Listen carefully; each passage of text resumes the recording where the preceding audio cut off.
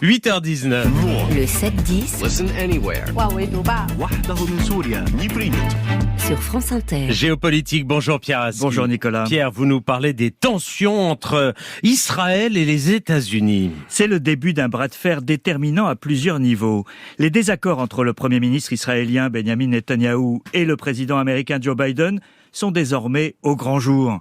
Et ils portent sans surprise sur l'après-guerre, sur la solution dite des deux États.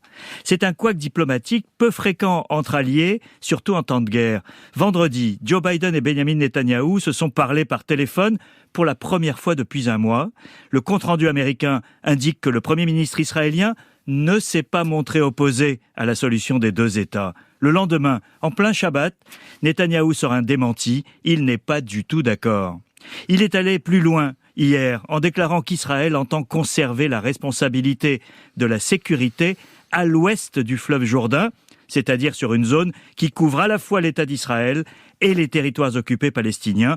Pas question d'un deuxième État souverain donc. Et quelles sont les conséquences de ce désaccord ? Alors l'enjeu est double, Nicolas. D'abord, il s'agit du début des grandes manœuvres pour une solution politique dès que la phase militaire sera durablement stoppée.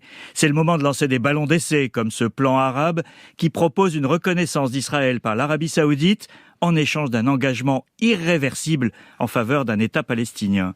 Et c'est aussi un combat politique. En Israël, Benjamin Netanyahou joue sa survie politique en raison de l'enquête à venir sur les défaillances militaires le 7 octobre et de ses procès en cours pour corruption.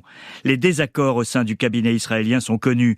Le ministre de la Défense, Yoav Gallant, se positionne pour remplacer Netanyahou, tandis que Benny Gantz, l'opposant centriste qui a rejoint le cabinet de guerre, ne cache pas ses désaccords. Un autre membre du cabinet de guerre, l'ancien chef d'état-major, Gadi Eisenkot, réclamait la semaine dernière des élections anticipées car, disait-il, la confiance n'existe plus. Dans ce contexte, le conflit avec Joe Biden prend tout son sens. Et quel est l'enjeu alors pour Biden ? Alors le président américain est très critiqué aux États-Unis dans son propre électorat pour son soutien massif à Israël. Il doit pouvoir montrer, à l'approche des élections, que s'il a soutenu le droit d'Israël à se défendre, il pèse en faveur d'une solution équitable pour les Palestiniens. Benjamin Netanyahou est clairement un obstacle sur le chemin de Joe Biden, d'autant qu'il joue vraisemblablement la montre en espérant une victoire de Donald Trump en novembre. La rebuffade du Premier ministre israélien ce week-end est néanmoins humiliante pour le président américain et ne restera pas sans suite.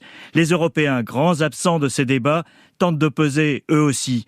Les ministres des Affaires étrangères des 27 discutent aujourd'hui d'un plan de paix accompagné de pression sur Israël en cas de refus d'un État palestinien. L'Europe est divisée et n'a pas le poids des Américains, mais c'est significatif du climat dans lequel le front du refus de Netanyahou ne passe pas. Tandis que le bilan ne cesse de s'alourdir à Gaza, c'est donc une autre guerre qui se mène dans les coulisses, celle de l'après. Merci Pierre Aski.